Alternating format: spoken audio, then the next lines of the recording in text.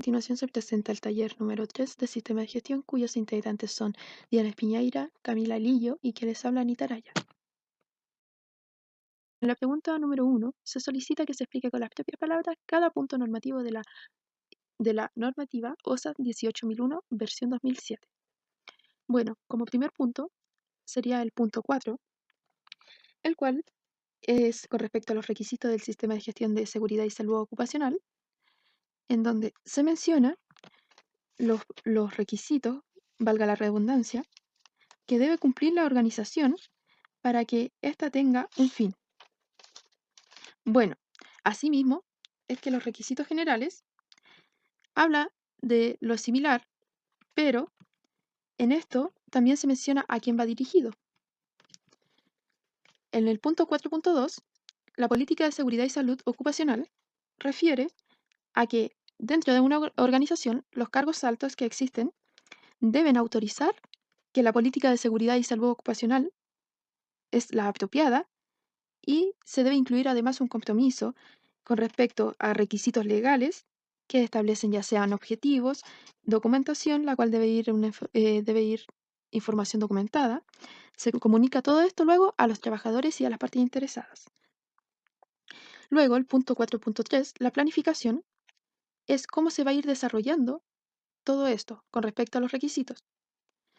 Por ende, para ello se establece un margen o a las actividades que a continuación sería el punto 4.3.1 con respecto a la identificación de los peligros, valoración de riesgo y determinación de los controles, donde la organización tiene un rol fundamental debido a que para ello se debe proceder a implementar un procedimiento que identifique los peligros para luego evaluar estos, además de identificar peligros, identificar los riesgos y luego evaluar estos mencionados anteriormente para luego proponer medidas ya sean preventivas o de control.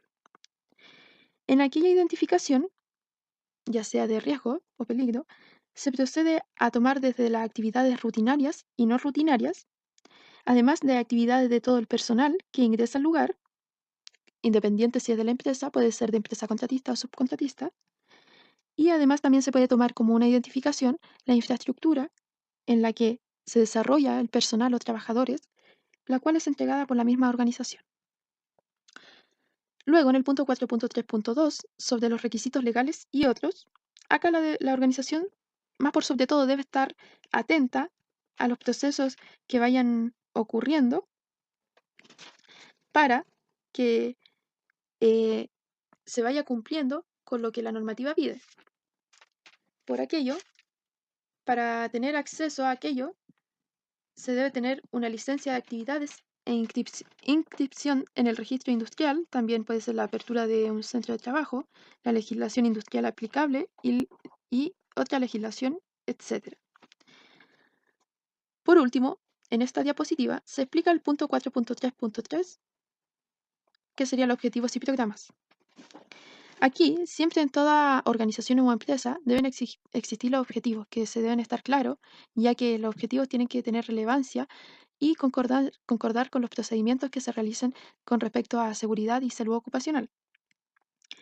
En estos, la organización debe establecer aquellos y dejarlos documentados. Todo se deja generalmente documentado por cualquier inspección que suele ocurrir y también se deben estos informar a los trabajadores y a las partes interesadas, donde los objetivos deben ser compatibles con la política también de la empresa para así implementar a medida que pasa el tiempo mejoras continuas acorde a estos cambios que puedan ocurrir dentro de la organización.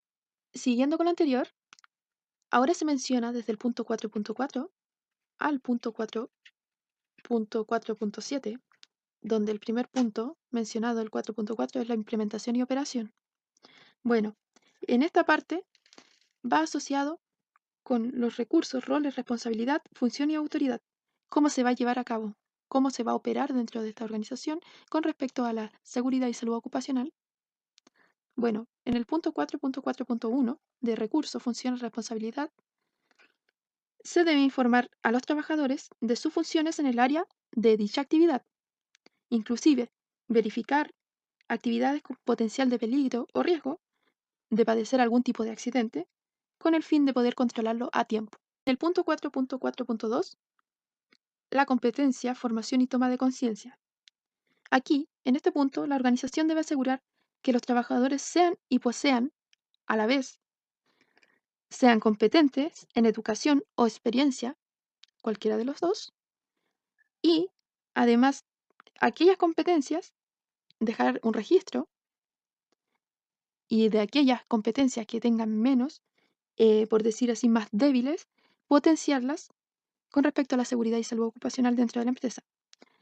Y finalmente, generar una cultura preventiva, que sería generar una conciencia en los trabajadores.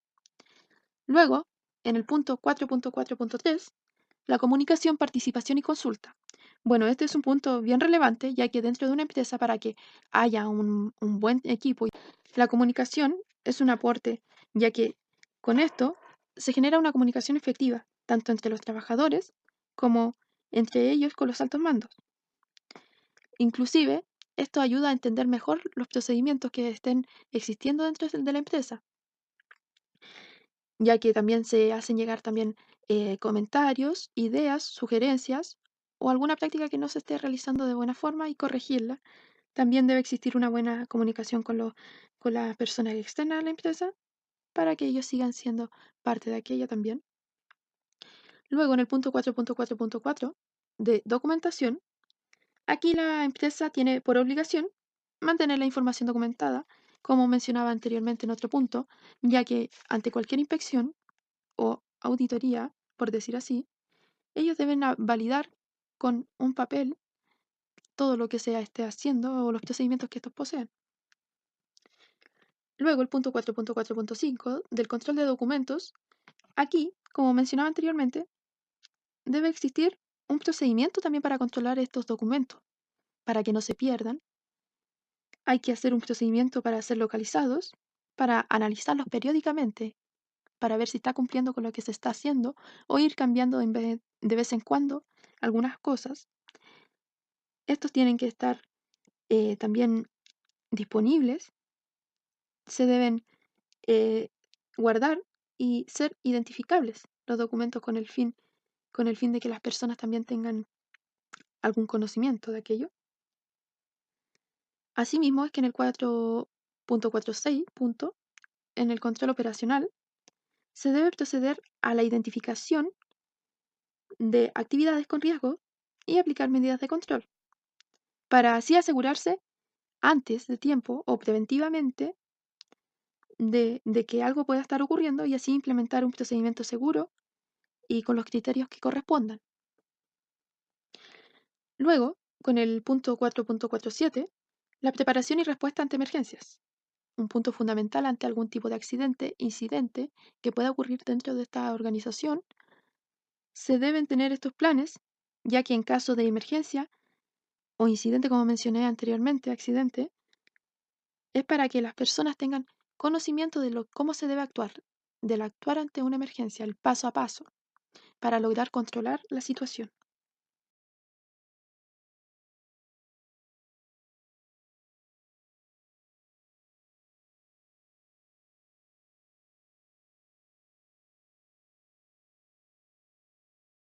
Y por último, ya logrando finalizar la última parte, en el punto 4.5, la verificación, corresponde a una, por decir, corroborar que se esté realizando las cosas, como dice en el punto 4.51, la medición y seguimiento del desempeño. Para que esta empresa o organización logre el seguimiento, debe establecer evaluaciones, ya sean de carácter cualitativo o cuantitativo, dependiendo del contexto. Deben estar también atentos a los objetivos, las inspecciones, el control preventivo, analizar también los incidentes o accidentes que pueden haber ya existido y registrar todo aquello.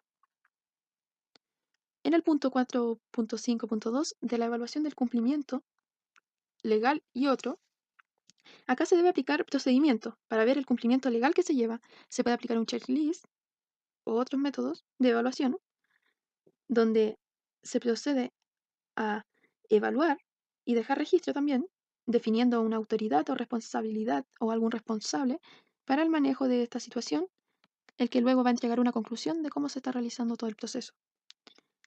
Asimismo, El punto 4.5.3, con respecto a la investigación de los incidentes, las no conformidades y acciones correctivas y preventivas, acá es más bien la investigación que se lleva a cabo para determinar qué causa tuvo efecto en esto, como se menciona más directo en el punto 4.5.3.1 de la investigación de los incidentes, que más bien se debe contar con todo antecedente que pueda complementar esta investigación, ya sean como revisiones, auditoría internas que se puedan haber realizado, y de aquello sacar ideas o cambios a los procedimientos para mejorar e identificar esta causa que puede haber provocado una no conformidad.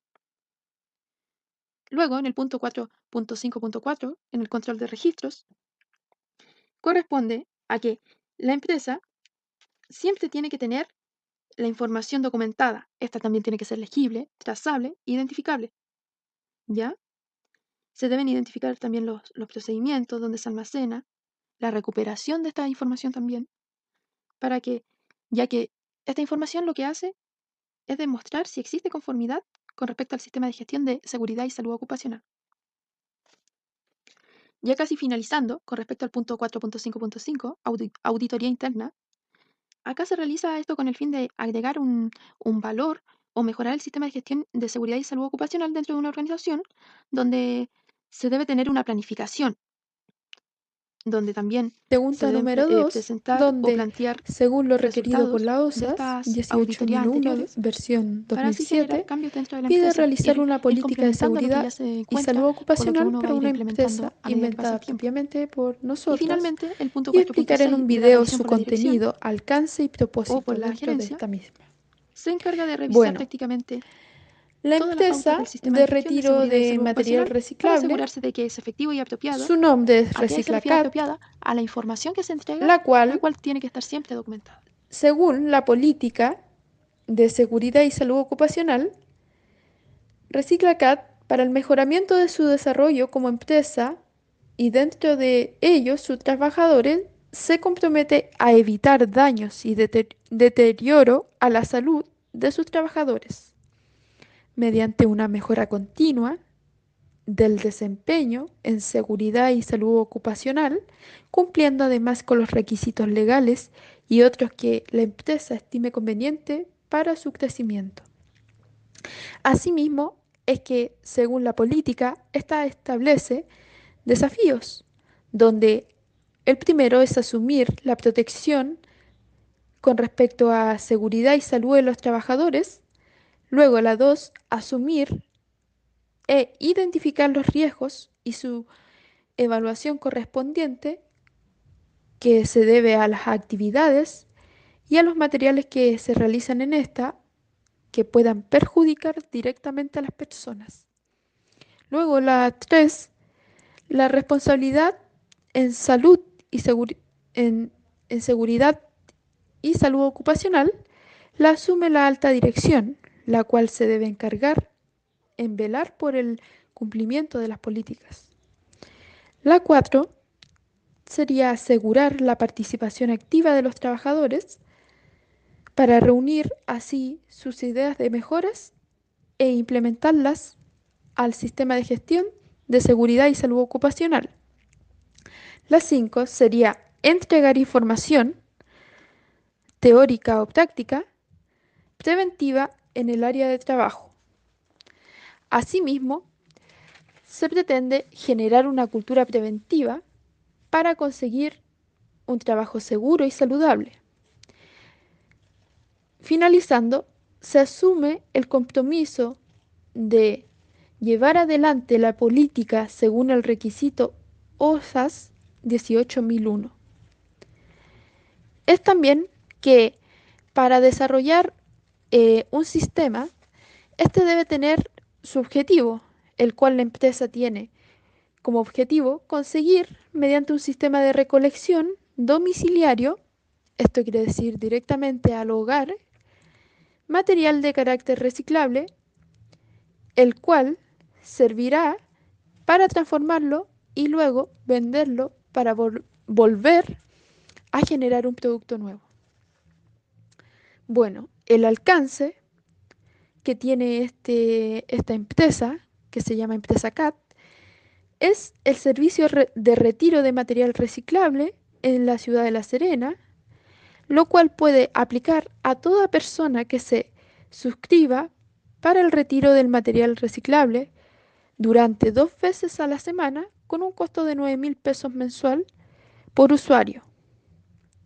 Y finalmente, como su propósito, es que con aquello o con aquel retiro se logra un bien en común, ya que se retiran los residuos que pudiesen haber sido desechados a los vertederos o relleno sanitario, mejor dicho, y se rescatan para ser reciclados según su categoría, que sería plástico, vidrio y cartón.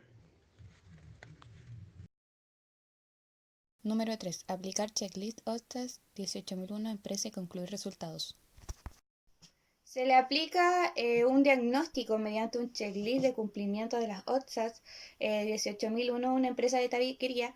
Y bueno, los resultados fueron que la empresa, de acuerdo a lo que ya teníamos entendido, que no cumplía con la documentación y difusión, y además la verificación, se establece que el porcentaje más bajo que tiene cumplimiento es la revisión por la dirección, la verificación, es decir, la medición y seguimiento del desempeño, y además la planificación. ¿De qué? De la identificación de los peligros, valoración de los riesgos y determinación de los controles, ya que estos no estaban actualizados y se habían incorporado nuevas maquinarias, nuevas herramientas, los cuales hacía que esto no cumpliera con lo que debía. Pregunta 4. Diferencia entre MIPER y matriz de aspectos legales. Se plantea la pregunta de cuál es la diferencia que existe entre la matriz de identificación de peligro y evaluación de los riesgos con respecto a la matriz de aspectos legales. Bueno, primero que nada, la matriz de identificación de peligro y evaluación de los riesgos, primero identifica cuáles son sus puestos de trabajo o etapas del proceso. Por cada una de ellas se establecen los peligros existentes y además sus riesgos asociados. Estos riesgos asociados son evaluados de acuerdo a tablas de criterios, de acuerdo a su probabilidad de que ocurra y además la consecuencia que pueda conllevar. Bueno, estas tablas de criterio establecen diferentes descripciones y le dan un valor numérico. Estas se multiplican, es decir, multiplicamos la probabilidad de que ocurra por su consecuencia y nos da un valor. Este valor es el valor del riesgo, el cual también tiene una tabla de criterios en el cual se establece qué tipo de riesgo es. Puede ser medio, puede ser bajo, puede ser alto, moderado, etc. Eso va a depender totalmente de las tablas de criterio que nosotros escojamos para hacernos obviamente nuestra matriz de riesgo. Bueno, por cada uno de ellos nosotros tenemos que aplicar medidas de control, establecer un plazo responsable. En cambio, la matriz de aspectos legales evalúa si la empresa cumple o no con la normativa vigente. Cabe destacar que no toda la normativa se va a aplicar a la empresa, va a depender de la cantidad de trabajadores que tenga, si trabaja o no con empresas contratistas, el rubro que tenga la empresa, etc. Entonces, ¿cuáles son las diferencias? Difieren estas matrices, por ejemplo, es el foco. El foco del MIPER se basa en las condiciones de trabajo y riesgos existentes. En cambio, la de aspecto legal en el cumplimiento de la normativa aplicable en la empresa. Con respecto a los criterios, el MIPER cataloga el riesgo de acuerdo a una ponderación de la probabilidad por la consecuencia y unas tablas numérico-descriptivas. En el aspecto legal, el porcentaje de cumplimiento. Las medidas en el MIPER pueden ser diferentes, pueden ser administrativas, ingenieriles o EPP. En cambio, en el aspecto legal, deben ser medidas de acción que permitan cumplir con la normativa vigente. Explique en qué punto normativo debe realizarse las siguientes actividades y por qué. Un programa de seguridad y salud ocupacional debe realizarse bajo la gestión del Decreto Supremo 40, debido a que en el Decreto Supremo 40 se habla sobre que las empresas deben contener un departamento de prevención de riesgo.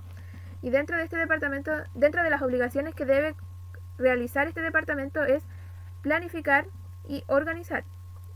Es por esto que un programa de seguridad y salud ocupacional planifica y organiza la seguridad y salud ocupacional dentro de una organización. El programa de trabajo de los comités paritarios se encuentra inmerso dentro del Decreto Supremo 54, el cual habla sobre la Constitución y el programa de trabajo que deben contener los comités paritarios que se constituyan en una organización. La estadística y accidentabilidad de una empresa se encuentra en el Decreto Supremo 40, específicamente en su artículo número 12, que habla explícitamente sobre que el Departamento de Prevención de Riesgo debe, por obligación, llevar una estadística completa de los accidentes y enfermedades profesionales que haya sufrido la organización durante su periodo de funcionamiento.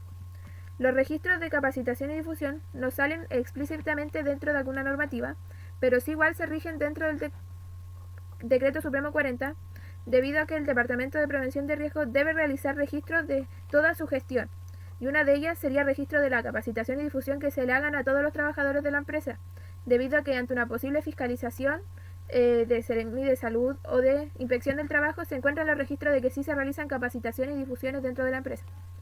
La obligación de informar ODI también se encuentra en el Decreto Supremo 40 explícitamente en su artículo 21, el cual habla sobre que los empleadores tienen la obligación de informar oportuna y convenientemente a todos sus trabajadores sobre los posibles riesgos a los cuales él está expuesto. Los planes de emergencia se regulan por el Decreto Supremo 594, el cual habla sobre que todas las empresas deben contener un plan de emergencia ante posibles emergencias que puedan surgir dentro de esta, ya sea por sustancias peligrosas que se utilicen dentro de su proceso productivo, emergencias naturales o emergencias producidas por alguna falla humana, tales como son los incendios.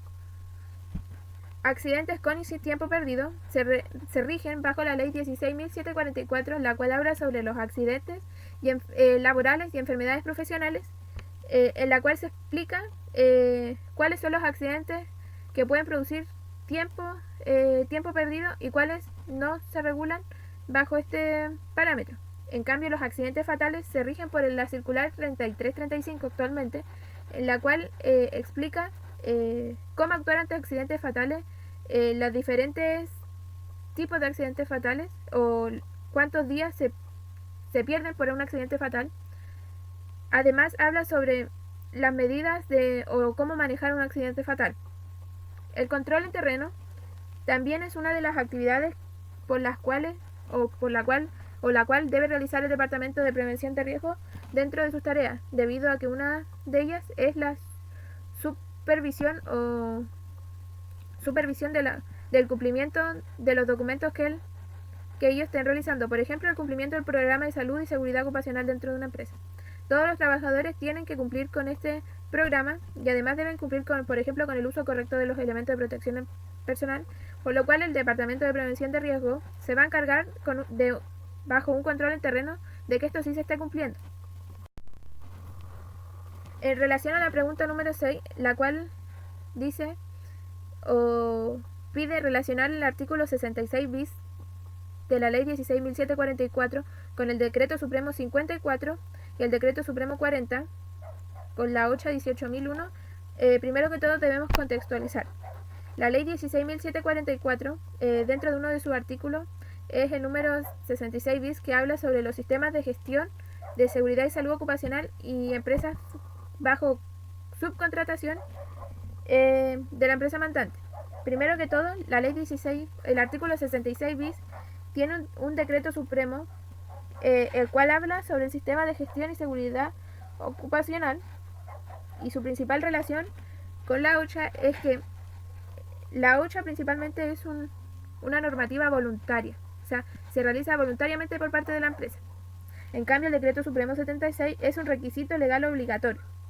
Estos dos hablan sobre los requisitos que debe contener un sistema de gestión de seguridad y salud ocupacional, y cuál es su relación con el Decreto Supremo 54 y 40. Al ser un artículo que aplica o regula la seguridad y salud ocupacional para empresas de contratación y subcontratación, estas empresas deben contener un departamento de prevención de riesgo, ya sea en faena, sucursal, etc., y un comité paritario en faena o sucursal.